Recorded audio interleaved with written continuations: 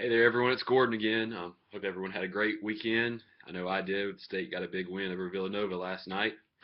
But this is my Module 4 initial post, and in this module, we talked a lot about racial identities and the different types of identities for all the different for races. The one that I identified most with and thought was most interesting was Horse's perspective of American Indian identity development.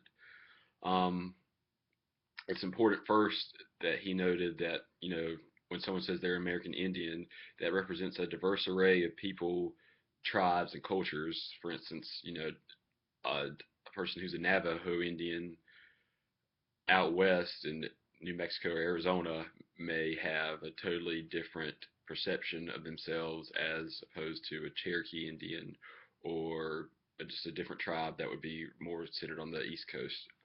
Um, this perspective of American Indian identity development centered around the idea of consciousness.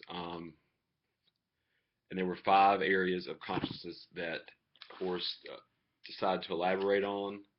Um, the first one was the individual's knowledge of native language and culture reinforces a person's sense of consciousness.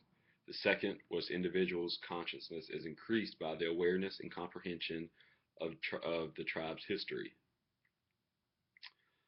The third was the adoption of a worldview that is consistent with traditions and culture of his or her own heritage. The fourth was the extent to which individuals see themselves as an American Indian person.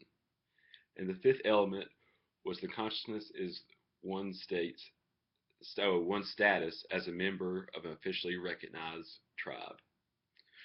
The two that I want to elaborate most on those in this identity development theory is because I myself identify as multicultural, and the two that stood out most to me were an individual's knowledge of their native language. Um, Language is a core factor in American Indian culture and helps individuals establish a sense of self while also providing a vehicle through which cultural traditions, values, and behaviors are transmitted. Being from Robeson County and being a Lumbee Indian, you can definitely there's definitely a sense of dialect that that the Lumbee culture has that's very unique to to that small group of people that it's very unique and stands out to any kind of, especially around here, any kind of English. And I mean, you can really just talk to a person. Well, I might not have the as strong as the dialect as some members of the Lumbee tribe have. You can definitely hear from just talking to them for 2 or 3 sentences, and you can automatically just pick up on it, and you automatically see that they're a member of that tribe.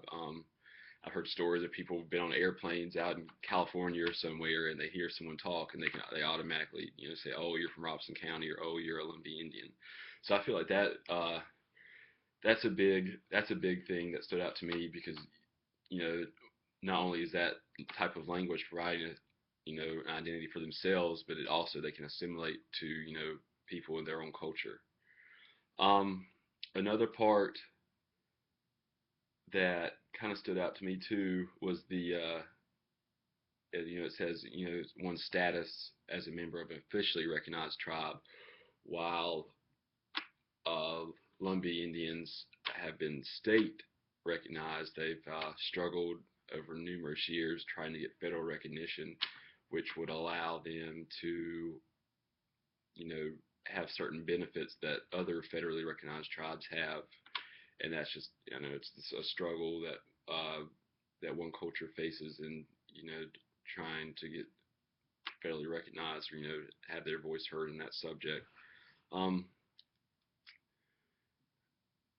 I thought this was a great understanding of American Indian identity theory, and definitely, put some things in perspective that I've always thought or assumed, but to actually have the knowledge and of the reading helped out a lot.